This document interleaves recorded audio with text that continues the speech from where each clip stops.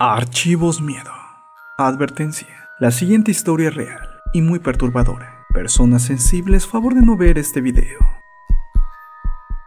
El asesino otaku. Tsutomu Miyazaki llegó al mundo el 21 de agosto de 1962 en Itsukashi, Tokio. Nació prematuramente y esto le dejó una deformidad en ambas manos. Por esta razón, a los 5 años, comenzó a sufrir acoso y burlas de sus compañeros en la escuela. Aún así era un niño tranquilo, pero solitario y sin amigos. Tsutomu solía escribir ensayos en donde expresaba sus deseos de llevar una vida normal. Sin embargo, siempre terminaba por echarle la culpa a sus manos por no poder ser feliz. Finalmente, se refugió en las historietas y el manga, que leía de manera compulsiva. Durante su adolescencia, dedicaba largas horas al estudio, pero por alguna razón sus calificaciones comenzaron a decaer, por lo que comenzó a dibujar cómics de una manera obsesiva.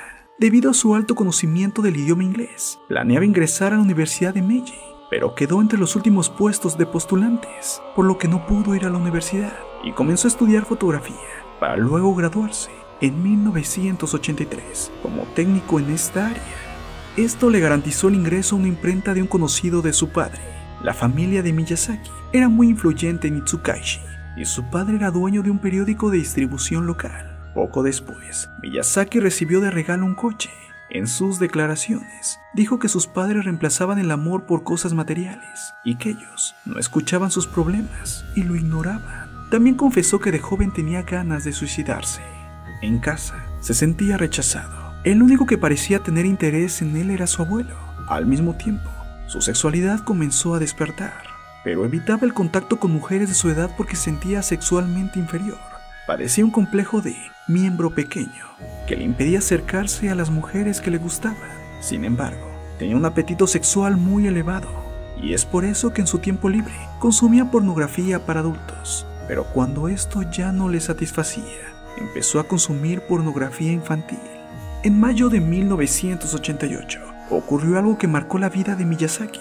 Su abuelo murió luego de ser cremado. Miyazaki, perturbado, se comió gran parte de las cenizas para retener una parte de su abuelo dentro de él. A partir de ahí, se convirtió en una persona aún más solitaria y entonces decidió sacar su lado más oscuro. El primer crimen que cometió fue en contra de Mari Kono, de tan solo 4 años de edad. Le ofreció a la niña un paseo en su coche, condujo hacia el oeste de Tokio y detuvo el automóvil debajo de un puente, en un sendero boscoso. Allí, se sentó junto a la niña por media hora antes de asesinarla. Tras cometer el crimen, desnudó su cuerpecito y abusó sexualmente de él. En 1988, en la prefectura de Saitama, encontró a Masami Yoshizawa, de 7 años. También la convenció de dar un paseo. La llevó a la misma zona boscosa donde había asesinado a Mari Kono. Allí, atacó por detrás a la niña y la asesinó. Nuevamente abusó sexualmente del cuerpo. Tomó las ropas y se escapó en su coche. En diciembre de ese mismo año, asesinó a Erika Namba, una niña de tan solo 4 años, a quien primeramente secuestró. Luego la obligó a desnudarse y le tomó fotografías. Después la mató. Luego ató el cadáver de pies y manos, lo envolvió en una sábana y lo colocó en la cajuela del coche. Se deshizo de las ropas en un bosque cercano y colocó el cuerpo de la niña en una zona deshabitada. Al día siguiente, el cadáver de la pequeña fue encontrado y 500 policías exploraron el bosque en busca de más pruebas. En los meses posteriores, Miyazaki frecuentaba algunos parques de Tokio en busca de niñas de entre 5 y 7 años, con la intención de secuestrarlas, fotografiarlas y asesinarlas. El 6 de junio de 1989, secuestró a Ayako Nomoto, de tan solo 5 años de edad, a quien convenció de dejarse tomar fotografías. Luego la subió a su automóvil. Después la asesinó. Posteriormente envolvió el cadáver en sábanas y la llevó a su casa, donde colocó el cuerpo en diferentes posiciones. Se filmó masturbándose y violando el cuerpo de la niña. Cuando el olor se hizo insoportable, Miyazaki decapitó el cuerpo, le cortó las manos y el torso.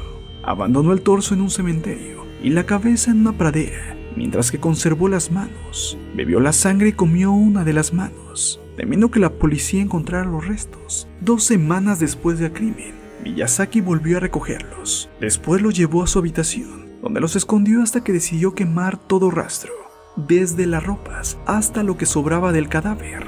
En julio de 1989, el asesino buscaba nuevas víctimas, cuando de pronto vio a dos pequeñas niñas jugando, así que se acercó y les ofreció tomarles fotografías. La hermana mayor corrió asustada y fue en busca de su padre. Mientras tanto, Miyazaki desnudaba y fotografiaba a la niña más pequeña.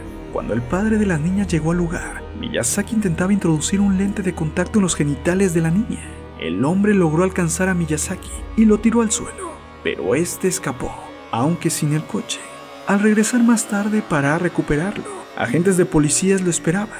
Fue detenido bajo el cargo de obligar a una menor a cometer actos indecentes. 17 días después de su arresto, en 1989, confesó el asesinato de Ayako Nomoto, cuyo cráneo fue hallado al día siguiente. También confesó el asesinato de Erika Namba y de Mari Kono. Posteriormente, el 6 de septiembre de 1989, los restos de Masami fueron encontrados en una zona boscosa de Itsukashi.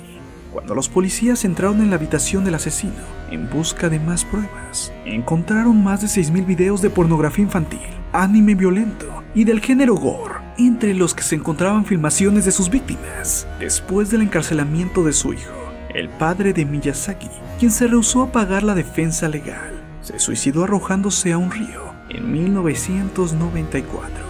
Tiempo después, el propio Miyazaki envió una carta a un periódico local donde decía que con el suicidio de su padre se sentía como nuevo. Miyazaki fue condenado a muerte el 14 de abril de 1997 y ejecutado en la horca el 17 de junio del 2008. Para muchos, el anime y el manga violento lo trastornaron.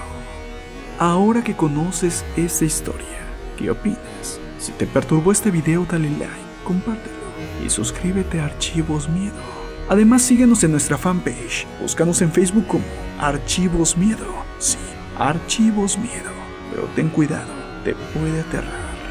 Por el momento esto es todo, familia. Saludos oscuros y bendiciones.